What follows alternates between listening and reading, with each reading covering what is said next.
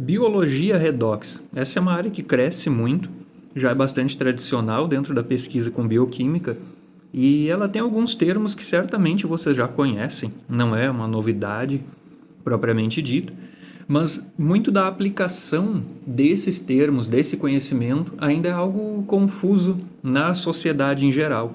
Então espero que isso aqui sirva não só como um dicionário do que é cada coisa, claro, mas para compreender esses fenômenos envolvidos nessa área que é muito dinâmica de biologia redox. Também podem falar medicina redox, não tem problema, porque é ligado à vida e morte das células. A existência delas e até a tomada de decisão para o fim de uma célula passa por conceitos de biologia redox. Então, o que já se tem assim, que certamente vocês sabem, o papel biológico das oxirreduções. Essa biologia redox ou medicina redox envolve isso. E o papel biológico olha para a cadeia transportadora de elétrons na mitocôndria. Ali é um sistema feito para lidar com elétrons e prótons. Esses elétrons vêm de uma molécula ou de algumas e são entregues para o oxigênio, gerando água naquelas reações que aqui tem vídeo e livro, vocês encontram com facilidade. Aquilo ali é a oxirredução. O nosso metabolismo energético envolve muitas reações de oxirredução. Uma molécula recebe elétrons de outra. E isso é transferido de maneira organizada. Nessa biologia redox se estuda quando o sistema falha. Essa falha é perda de elétron, para simplificar, ou um descaminho. Esse elétron deveria ir de A até B, mas ele no meio do caminho ele foi para C e gerou aí um outro tipo de molécula ou espécie reativa, como o termo já vai aparecer logo ali. Então, as oxirreduções são comuns no metabolismo energético, vocês já sabem disso, e essa abordagem agora vem com outro foco. De mais ou menos assim, simplificando, vocês vão ver que não é só isso, mas quando dá errado, né? A oxirredução dando errado, aí gerando algo que pode ser ruim para a célula. Alguns dos conceitos que vocês já devem ter ouvido falar: espécie reativa e radical livre, junto de antioxidantes, são os mais comuns. Se fala muito em radicais livres, né? Suplementos antioxidantes, coisas do tipo, ou componentes da dieta que têm ação antioxidante. Então eu vou tentar trazer essa explicação, certamente científica, não necessariamente simplificada demais para não dar erro. Um termo que eu quero colocar também junto do vídeo é o de redox ativo, que é aquela molécula que às vezes ela é antioxidante, mas dependendo da concentração ela pode passar a ser um pró-oxidante, justamente porque ela tem facilidade de receber e doar elétron. Basicamente é isso. Essas oxirreduções, quando se estuda a biologia redox, se vê que elas estão associadas a controle do metabolismo energético. A sinalização celular passa por biologia redox em muitos casos. Processos de inflamação envolvem aspectos relacionados a ela também.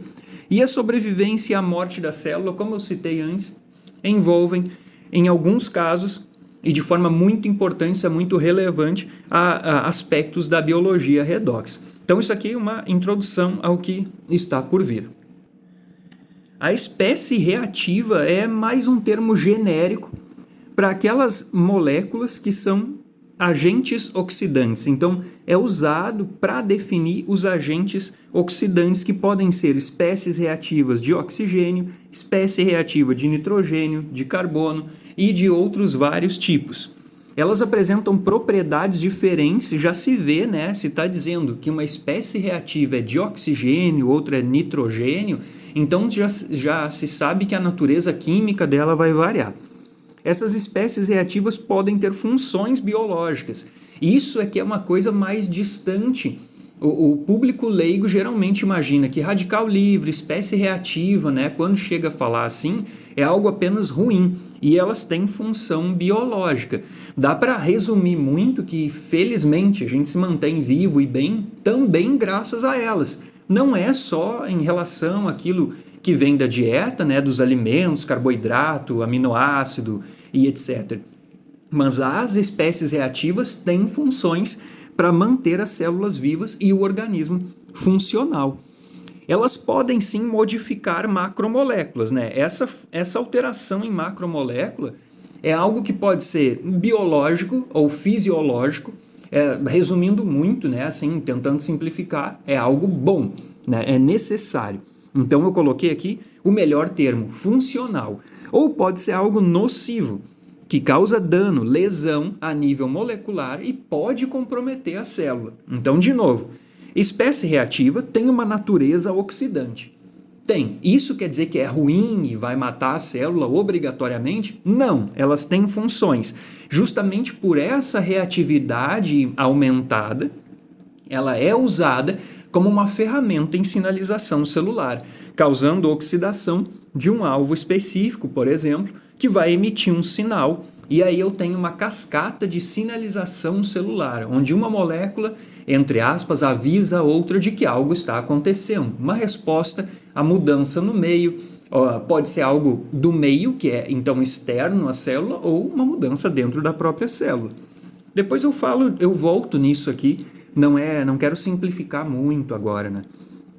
Alguns exemplos de espécies reativas: o peróxido de hidrogênio, que é a água oxigenada, e o peroxinitrito. Esse aqui eu acho que não é tão conhecido assim, na pesquisa, obviamente mas não talvez por quem esteja assistindo o vídeo agora. Isso porque ele não aparece muito em livro-texto, né? O peróxido de hidrogênio, sim. Então, espécie reativa é a grande classe. Dentro de espécie reativa, que já são agentes oxidantes, eu tenho os radicais livres.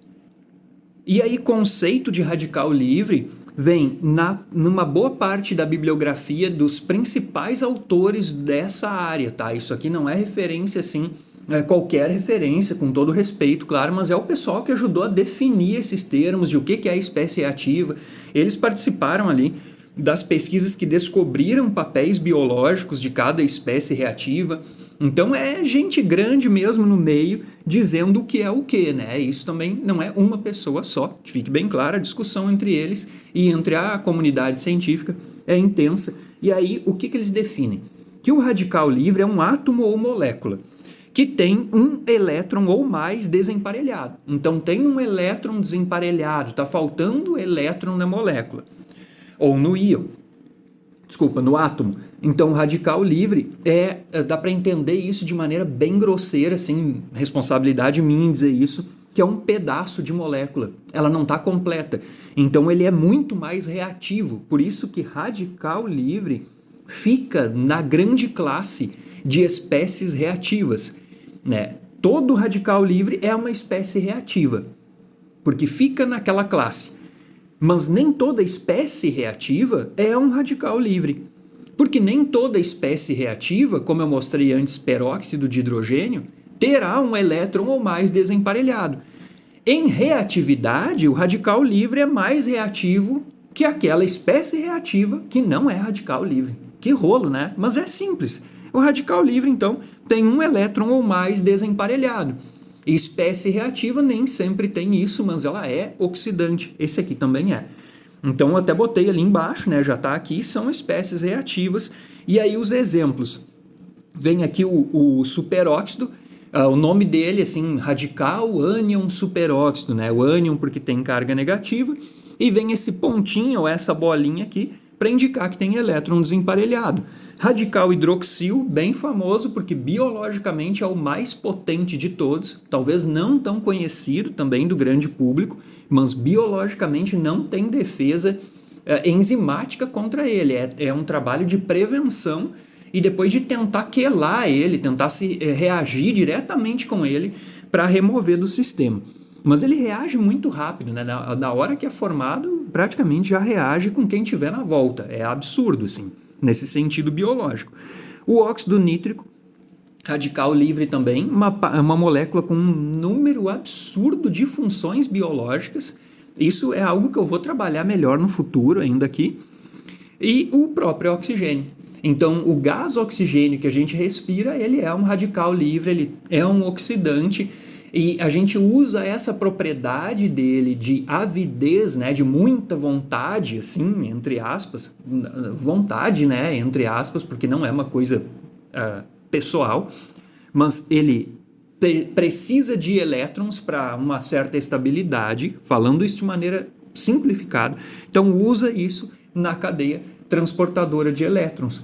Tu vê o oxigênio lá e o que ele está recebendo no final de todo o processo? Elétron. Então, quando ele fica completamente reduzido, ele gera a água.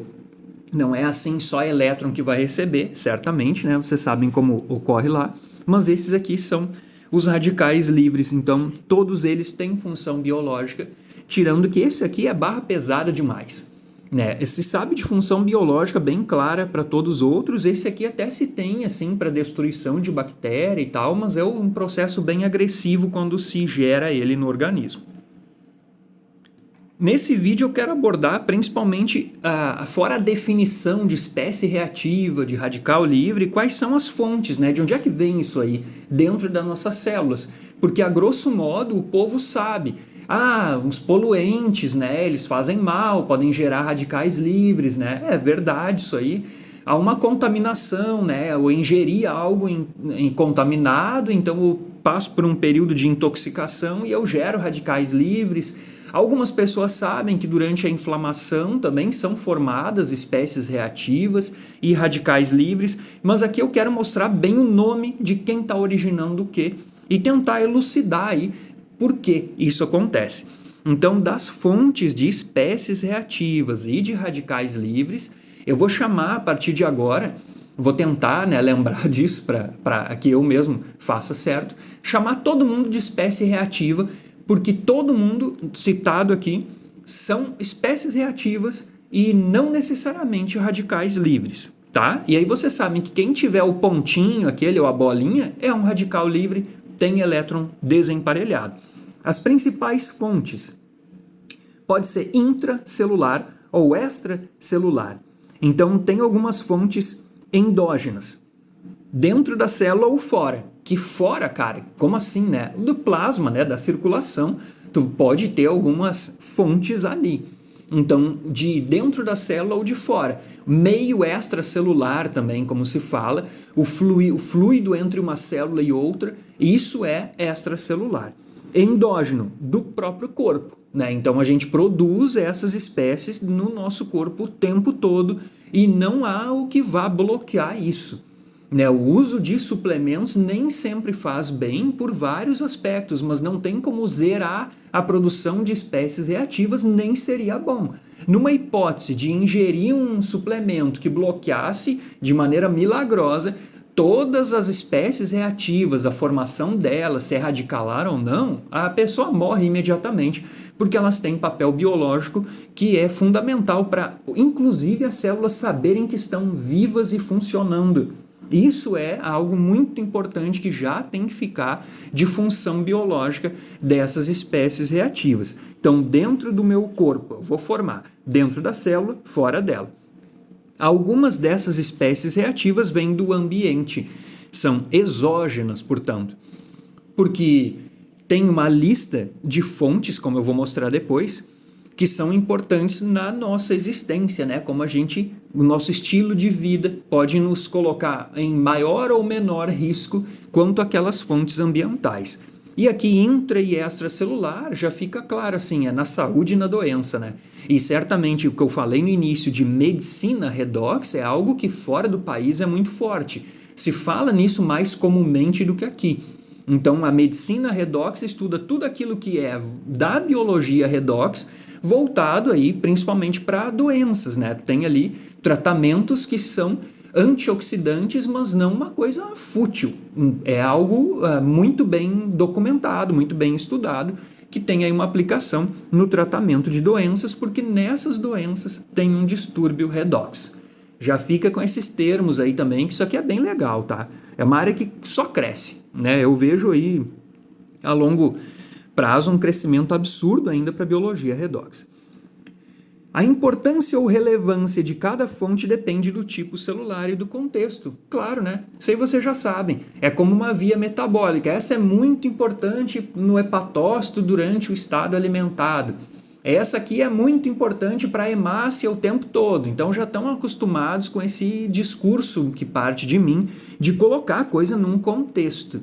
Não é legal só decorar e saber que está ali, daí não sabe quando, onde, nem porquê. Essas fontes são mais ou menos importantes de acordo com o tipo celular, de acordo com o contexto. Primeira fonte, mitocôndria.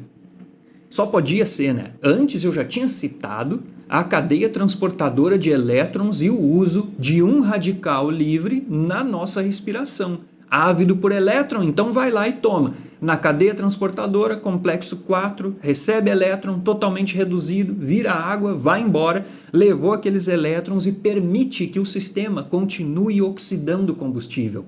Então, olha só toda a biologia redox numa frase curta e grossa. Aí o que tem aqui?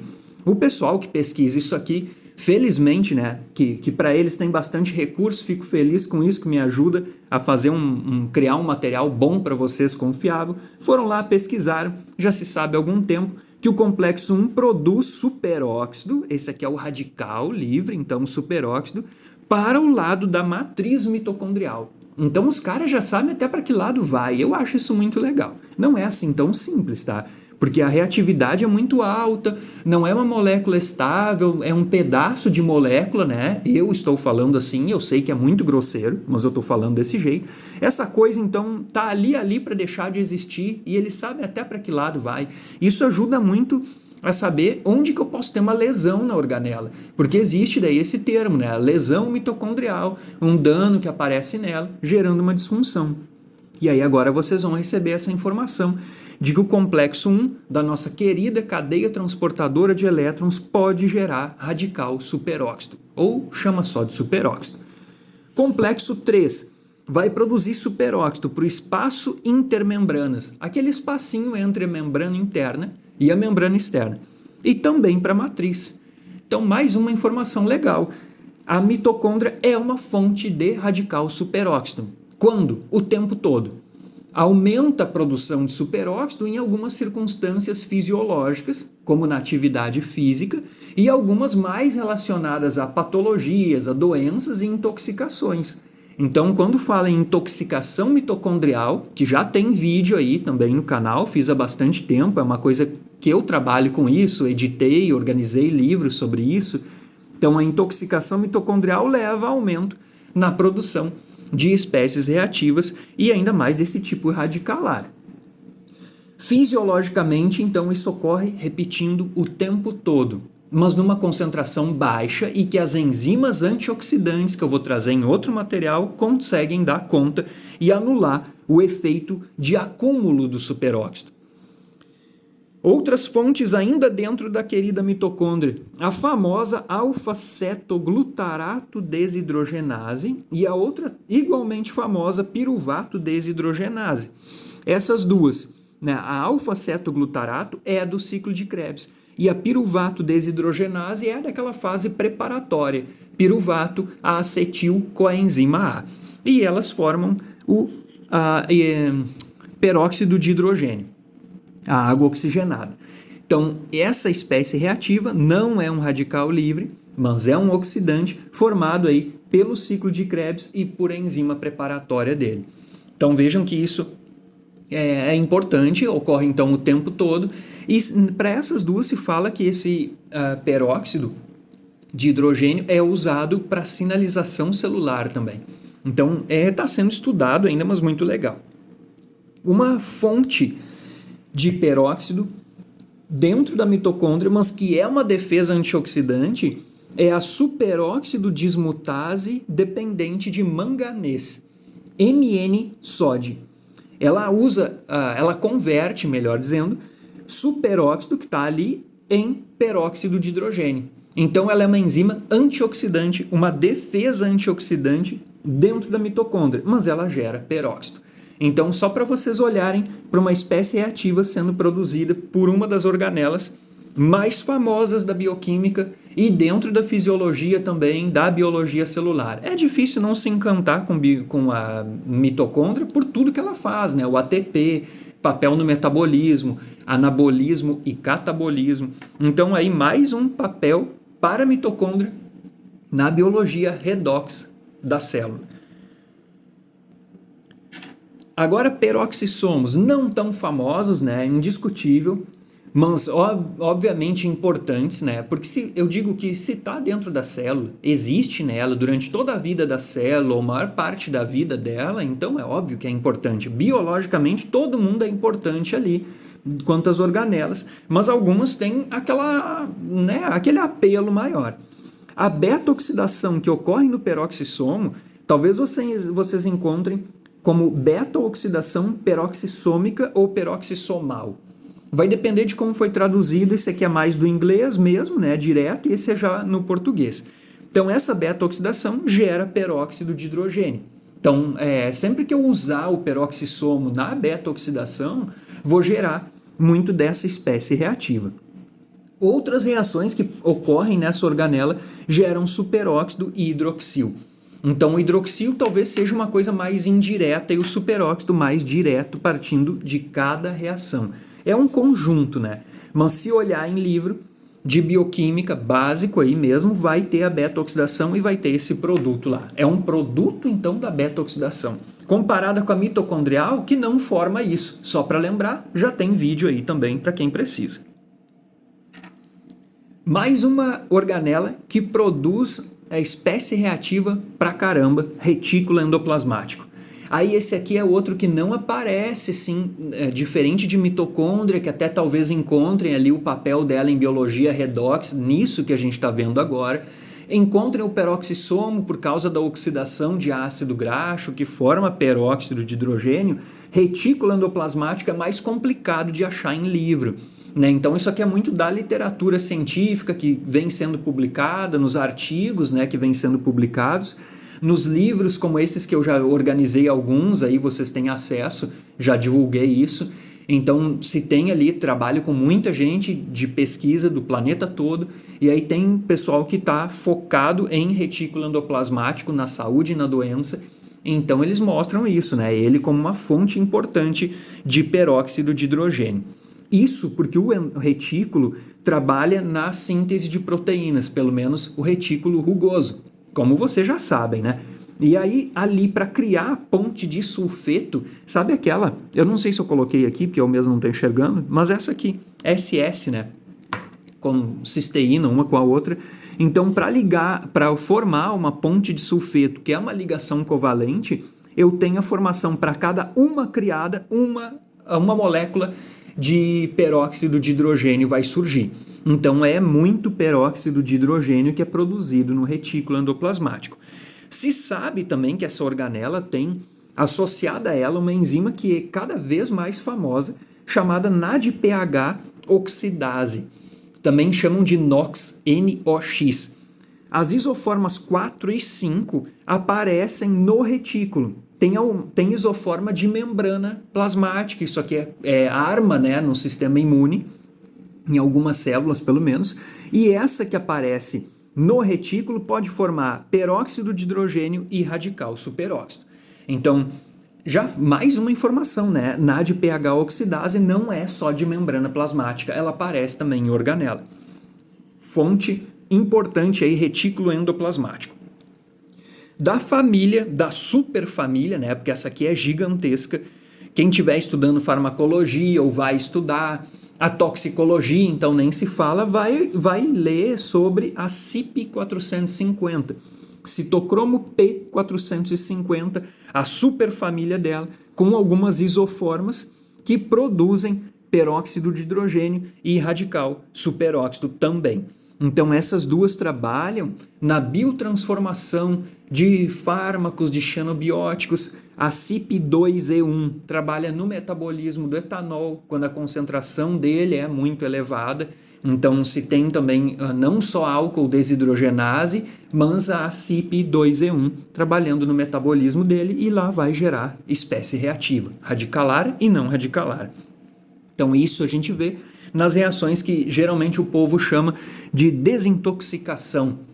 Mas minha visão, prefiro chamar de biotransformação, porque eu tenho aí uma formação na parte de toxicologia bem forte, né, na minha trajetória, então, da pesquisa mesmo, do ensino e do que eu gosto de ler, então eu chamo de biotransformação. Chame como quiser, só tente usar um desses termos aqui, que são os mais adequados.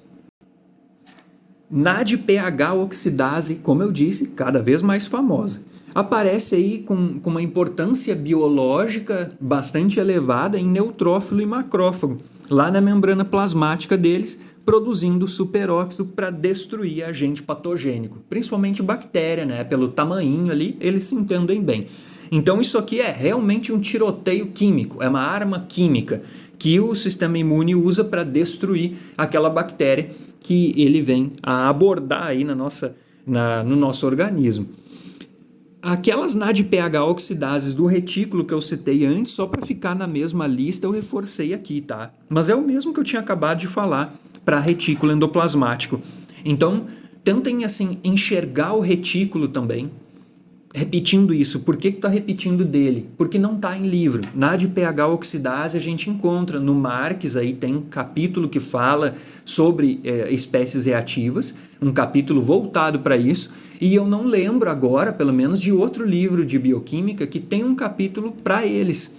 As coisas até aparecem, mas afastadas, né? Se tu quiser estudar, vai ter que olhar, vai ter que reunir aquela informação olhando em cada capítulo, e aí o Marques de Bioquímica Médica, se não me engano, né, que geralmente fica com o nome do livro em inglês, ele tem um capítulo só para isso. É legal de começar a estudar por ali, se for necessário. Monoamina oxidase, a MAO, né, se estuda bastante ela na farmacologia, neuroquímica, neurobiologia, naturalmente, né? O que ela faz? Desaminação oxidativa de aminas biogênicas. Então entra aí dopamina, por exemplo, né? É degradação dessas aminas biogênicas. E nessa degradação se forma peróxido de hidrogênio. Eu não coloquei ela junto da mitocôndria, porque ali eu listei umas fontes, porque ela está na membrana mitocondrial externa. Ela fica localizada na externa com o sítio ativo voltado para o citoplasma. Então, por mais que o peróxido de hidrogênio não tenha carga, seja uma molécula pequena e cruze membrana biológica livremente, não apenas por aquaporina, como aparece em artigo, aí eu deixei ela no geralzão, sabe? Ela forma principalmente para o citoplasma. O peróxido pode voltar para a mitocôndria, entrar nela? Pode, depende da taxa de formação dele, né? Por oferta de substrato, sabe como é que é. Cruza a membrana, como eu acabei de dizer, mas eu botei ela numa lista mais assim é da mitocôndria, mas forma para o citoplasma, tá? É uma organização minha. Se quiser colocar ela junto lá, não tá errado. Mais uma enzima, xantina oxidase, da via de degradação de purinas. É aquela via que já aparece em vídeo também, já tem aqui no canalzinho, que essa degradação de purinas é a que forma ácido úrico. E aí o alopurinol, já deve ter ouvido falar nesse medicamento, atua aí na xantina oxidase quando é necessário para tratamento de gota, né, ligado ou não à deficiência enzimática, para frear um pouquinho a formação do ácido úrico por causa dos cristalzinhos que ele forma e da dor infernal.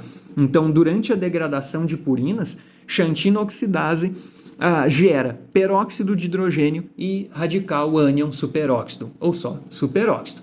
O que fica até agora, assim? Tá falando em um monte de fonte, de organela, enzima, mas eu tenho um conjunto aí de espécies que se repetem, né? Como tu fala em peróxido e superóxido, por que isso? Porque é da biologia dessas enzimas, do substrato que usa, do produto que vai gerar, e aí ali o mais comum de a gente ver, então vocês estão aprendendo isso já durante a fala, o mais comum de ver produzido nas nossas células, peróxido de hidrogênio e superóxido. Então isso aqui é como um produto da reação, né? Na química eles vão dizer isso, é um produto da reação. Na biologia a gente pode ver isso como um subproduto. Olha, eu até que gostei desse peróxido aí, mas eu não quero demais, porque vai danificar um lipídio, né? Geralmente eles reagem muito bem com lipídio de membrana, então vai causar um dano, alguma disfunção. Então é muito de quanto que eu estou produzindo e como que já está a minha célula. Só para deixar isso junto, porque eles aparecem demais, né? O peróxido e o superóxido.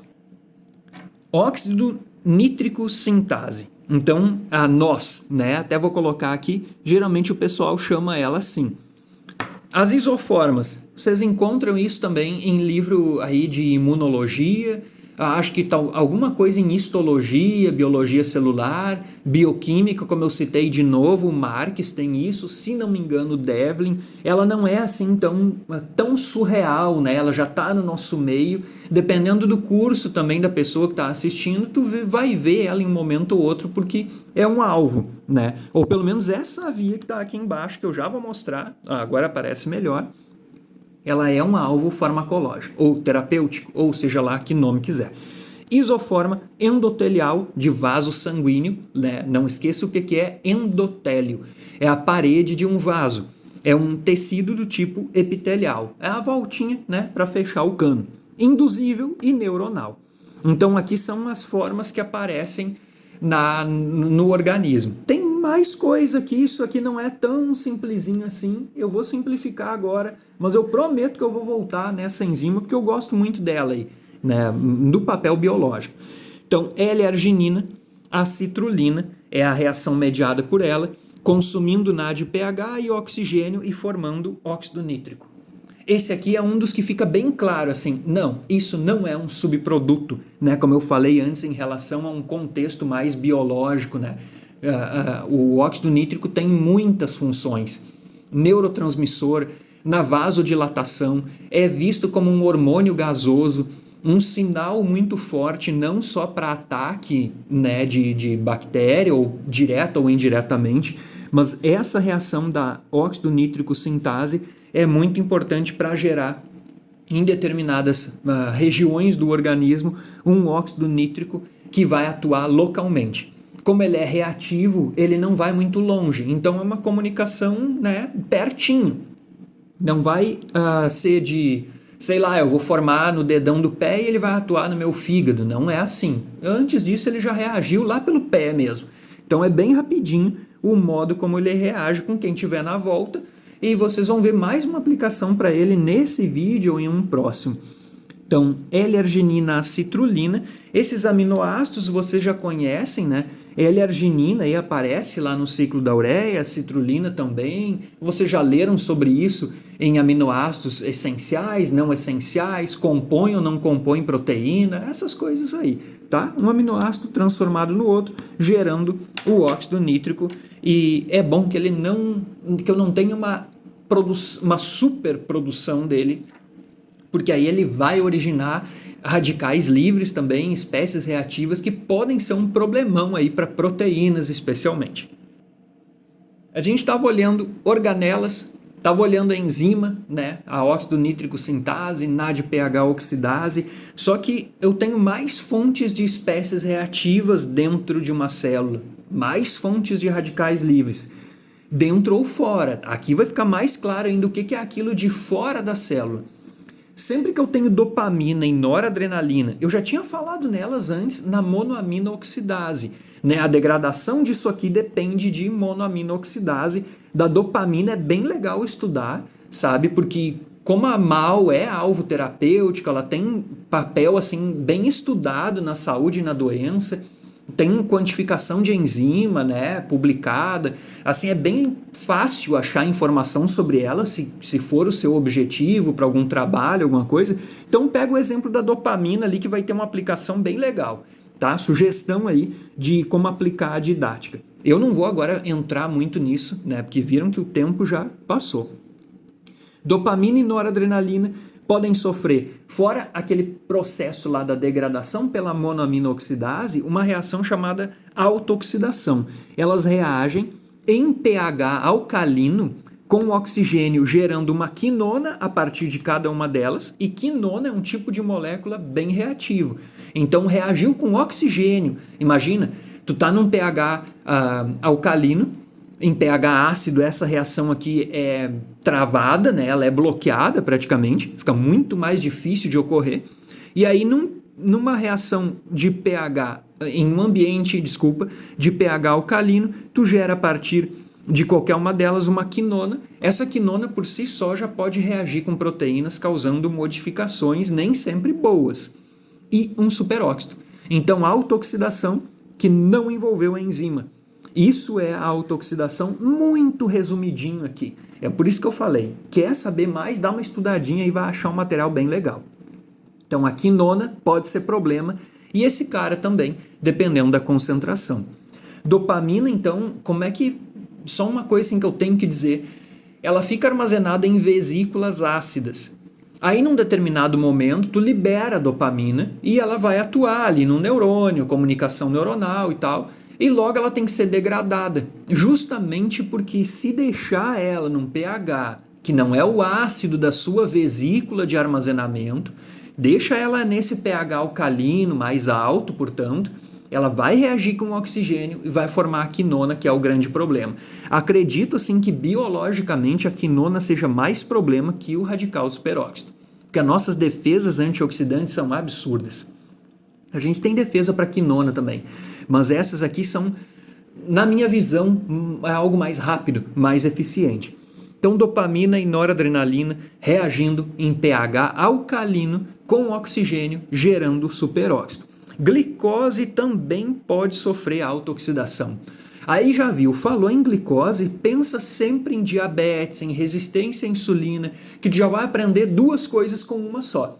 Pô, o cara tá falando em biologia redox, que a glicose sofre autooxidação e já meteu uma diabetes no meio, porque no diabetes eu tenho glicose demais num ambiente de pH 7.4, que é visto como alcalino, não é neutro, não é ácido, então ali eu tenho tudo para a glicose reagir com oxigênio, formando espécie reativa, como esse radical que está aqui, de novo superóxido.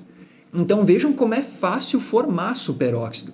E no diabetes eu tenho um problema de um ambiente, veja só, é um ambiente pró-oxidante. É como todo o ambiente sendo mais favorável a gerar oxidantes. Esses oxidantes sendo ou não radicais livres. Então eu gero um cetoaldeído dicarbonílico e o superóxido. Geralmente falou em dicarbonílico já é barra pesada, já é mais reativo, já tem aquele contexto de glicação. Glicação não é só quando a glicose reage com uma proteína, é quando moléculas quaisquer reagem por essa glicação, uma reação específica com a proteína, causando a lesão. De novo, independe de enzima. Então, a autooxidação, resuminho do resuminho, a autooxidação é algo espontâneo. Reação com oxigênio, no nosso contexto biológico, é com ele, em pH alcalino. Isso favorece a autooxidação e a produção de superóxido. Tá? Mais uma fonte aí biológica para essas espécies reativas. A reação de Fenton também às vezes aparece como química de Fenton, né? Quando eu tenho aí uma oxidação do ferro pelo peróxido de hidrogênio. Então a oxidação do ferro que vai gerar o radical hidroxil. Então ambientes que são ricos em ferro, no estado 2+, e peróxido de hidrogênio, adivinha quem é que é rico em ferro e peróxido? A mitocôndria. Não ferro livre, mas tu tem ali ferro na aconitase, tem toda a cadeia transportadora de elétrons, tem no citocromo C. Esse pessoal está muito agitado ali já lidando com elétron. Então a formação, junto, né, ainda a formação do peróxido na organela é em alta concentração, embora rapidamente seja eliminado, porque ela tem defesa, né? Não é uma coisa assim que, nossa, vai dissolver a célula, brincando, né, falando besteira, mas não é algo assim. Mas ele pode sim reagir.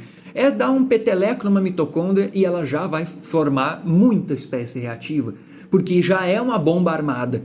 Né? Eu gosto de brincar assim, poxa, a mitocôndria faz tudo o que faz, ainda lida com dopamina na membrana externa, né? Na MAO, na monoaminoxidase, gera mais peróxido de hidrogênio, vai gerar superóxido lá dentro de um lado e de outro, então ainda tem todo esse contexto.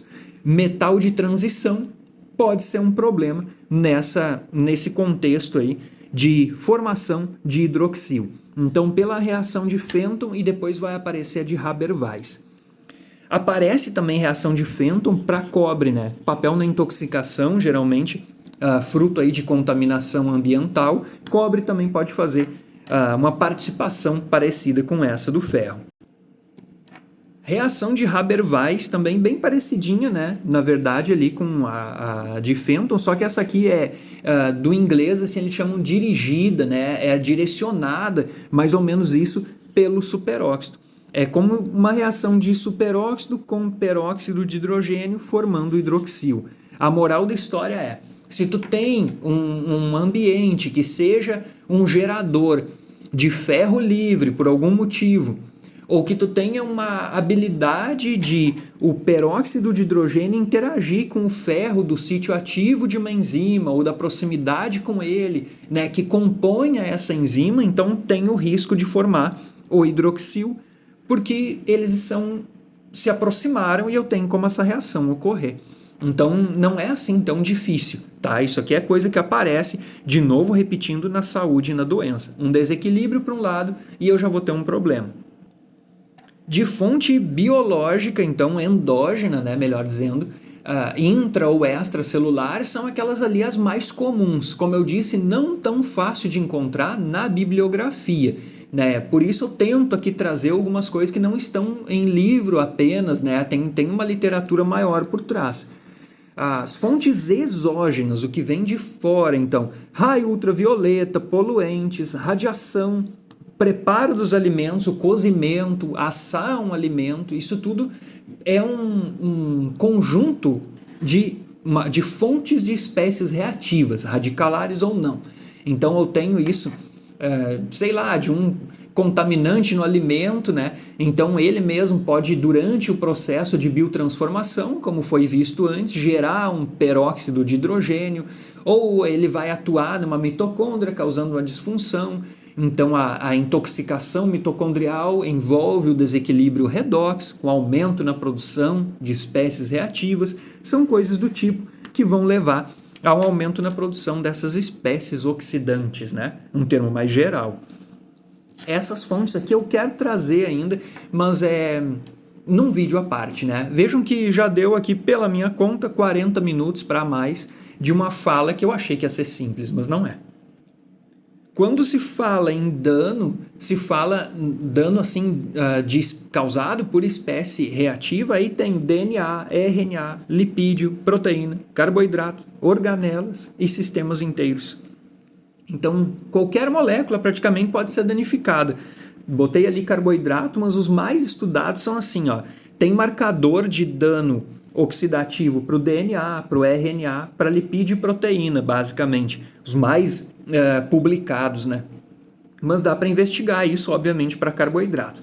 Para organela, geralmente tu isola a organela da célula ou do tecido e aí estuda os marcadores ali naquela organela. Pode ser assim, mas mais recomendado é que se faça no sistema todo, né? Para saber se aquele dano ali é mesmo do convívio com a espécie reativa ou do tratamento que foi aplicado ali no contexto celular, ou é alguma coisa de artifício de técnica, já que tu isolou a mitocôndria ou o lisossomo ou sei lá o que da célula, então durante esse procedimento pode ter dado um dano, mas tu sempre tem grupo controle também, né, para comparar as coisas. É algo que eu posso falar um dia no futuro. Os marcadores, então, que podem ser quantificados, e sempre que eu tiver aumento no nível de marcadores de estresse oxidativo ou estresse nitrosativo, também vem sendo chamado de nitrativo, né, quando depende de espécies reativas de nitrogênio, aí esse estresse redox, para generalizar, vai mostrar que houve aumento no número, na quantidade de marcadores de dano. Tem aumento aqui no marcador de dano em lipídios, então eu tenho estresse redox. Eu tenho um distúrbio redox porque realmente está aparecendo um marcador a mais que no meu grupo controle. Não interessa eu que esteja estudando. Então o estresse oxidativo é uma coisa que nem sempre está acontecendo. Não é assim, mas eu me expus a raio ultravioleta, né? Estava lá na praia um tempo. Eu com certeza vou ter estresse oxidativo? Não, nem sempre, porque tu tem as defesas que não vieram nesse vídeo, não é à toa. Né? Então é muita coisa para falar, eu vou separar isso aí. Então eu tenho essas defesas e nem sempre que eu me expor a um contexto de aumento na produção de espécies reativas, eu vou ter um dano. Porque eu trabalhei com as enzimas, com as defesas não enzimáticas, e aí eu abortei a missão da espécie reativa ter surgido. Ou surgiu e foi consumida. Também que fique claro, embora esteja repetindo isso apenas no final, foi falado lá no início, que o papel biológico na sinalização e na defesa são muito importantes. Controle do metabolismo também. Então, espécie reativa, mesmo radical livre, não são apenas ruim, não é uma coisa assim, faz mal, né? Papel biológico também, não esqueçam disso quando falarem em biologia redox. Obrigado e até a próxima.